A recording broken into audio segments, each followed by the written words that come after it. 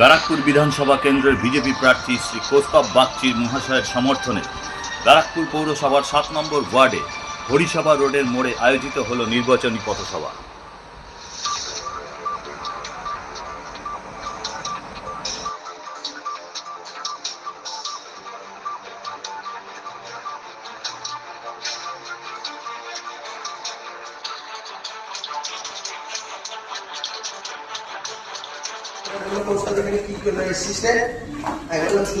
বড় ঘটনা ঘটেছে, ও তখন হাউ হাউ করে কাঁদতে লাগলো। বললো, কৌস্তব জানিস কার সাথে ঘটনাটা ঘটেছে?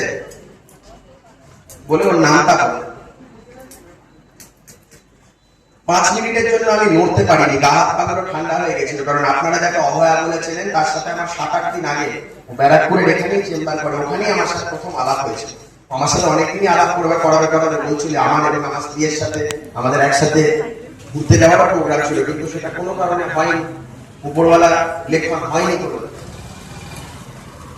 মারা যাওয়ার 7-10 দিন আগে আমার সাথে দেখা, আলাপ হওয়া এবং আমাদের বসে চিন্তা ভাবনা করে যে আমরা কোথাও ঘুরতে যাই, এবং এই কথা বলে হাউ হাউ করে কাঁদতে লাগা। আমি চোখের সামনে সেদিনকে আপনারা যাকে অভয়া বলেছিলেন তার ক্ষত বিক্ষত দেহটা, চোখের নিচটা খাবলানো, চোখ দিয়ে রক্ত বেরোচ্ছে। সে এক বিভীষিকাময় চিত্র। এই চিত্র আমি সারা জীবনে ভুলবো না।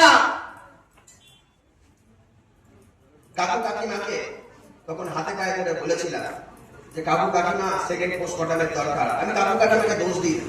কাকু কাকিমা নিজের পাশের বাড়ির কিছু তৃণমূলের লোকেকে সেদিনকে বিশ্বাস করেছে। তারা ভেবেছিলেন যে পাড়ার লোক তো আমাদের সাথে কোনো ক্ষতি করবে না। কাকু এবং কাকিমা আমাকে বললেন, না, ওরা যেরকম করছে করতে দাও। এবারে আমরা যখন টালা হাসপাতাল থেকে বেরোচ্ছি, পুলিশি তৎপরতা, ভয়ঙ্কর পুলিশি তৎপরতা দেখে কাকু এবং কাকিমার মনে সন্দেহ দেখা। কাকু এবং কাকিমা আমাকে তৎক্ষণাৎ ফোন করে। আমরা তখন বেরিয়ে গেছি, সজলদাও বেরিয়ে গেছেন, আমিও বেরিয়ে গেছি, অগ্নিও বেরিয়ে গেছে। আমাকে কাকু মোবাইল থেকে ফোন করে আমাকে বললেন, কৌস্তব তুমি কোথায় আছো? আমি বললাম যে আমি জাস্ট বেরিয়েছি। বললাম আমরা টালা থানার সামনে যাচ্ছি, তুমি ইমিডিয়েট এসো, আমরা সেখানে বসতে।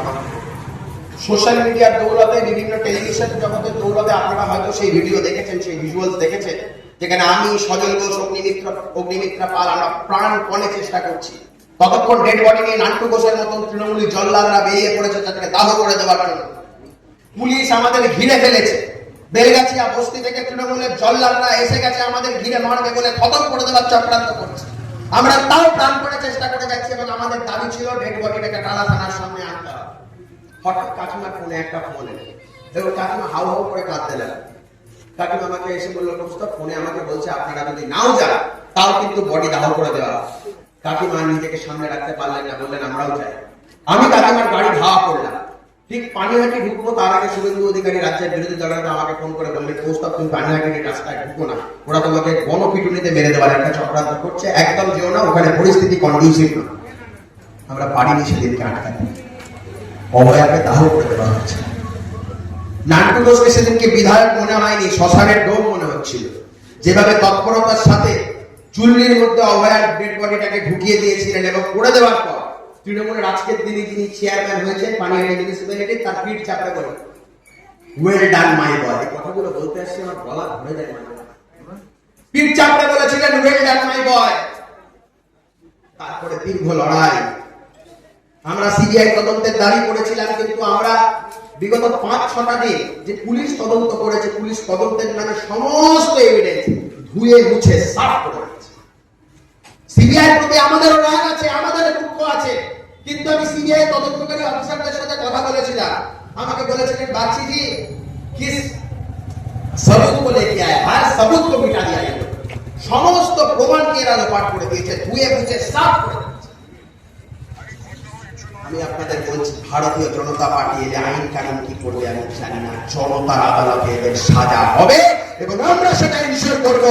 অভয়ার মৃত্যু এইভাবে নষ্ট হয়ে যাবে না, তার বিচার নষ্ট হবে না। খুব খারাপ লাগে দেখতে যখন কাকিমা আছে। অমলা সিনেমা হলের বিপরীতে ডাক্তার কে.ডি. ঘোষের নার্সিংহোম। এখানে যত্নের সহিত সাধ্যের মধ্যে স্বাস্থ্য পরিষেবা দেওয়া হয়। এখানকার অত্যাধুনিক ফেসিলিটিগুলির মধ্যে হল ICCU, AC sharing cabin, AC cabin, NICU, maternity, paediatric, ventilator facility, modular OT, orthopedic surgery, any type of surgery, obstetrics and gynecology, 24 hours ambulance facility, general medicine, pathology, physiotherapy, PFT, ECG, EEG, Holter monitoring, এছাড়াও থাকছে daily OPD service, 24 hours emergency service. আমাদের ঠিকানা Barasat road, নোনা Chandanpukur, Barrackpore, Amala cinema হলের বিপরীতে, কলকাতা 122। যোগাযোগ 03325920006। Mobile number 9433389740 এবং 9433389739। সারদা সেবা সদন হসপিটাল প্রাইভেট লিমিটেড।